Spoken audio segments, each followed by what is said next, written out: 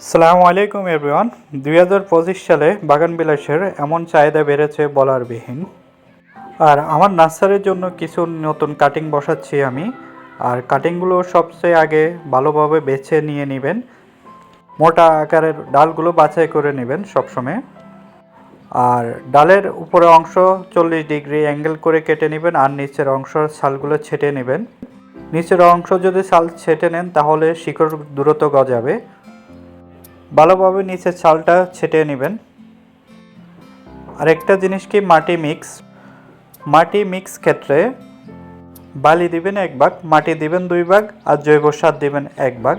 ভালোভাবে মিক্স করে, আর মাটির ক্ষেত্রে সবসময় একটা জিনিস পরবর্তীতে ভালোভাবে মিক্স করে নেবেন। আর কাটিং লাগানোর আগে ভালোভাবে পানি দিয়ে মাটিগুলো ভিজিয়ে নেবেন। আর যাদের কাছে রুট হরমোন নাই তারা অ্যালোভেরা জেলটা ইউজ করতে পারেন। যেহেতু আমার কাছে রুট হরমোন নেই, শেষ হয়ে গেছে, এই কারণে আমি অ্যালোভেরা জেলটা ইউজ করতেছি। আর অ্যালোভেরা জেলও রুট হরমোনের মতো কাজ করে। পরবর্তীতে ভালোভাবে কাপে বসায় দিবেন কাটিংটা।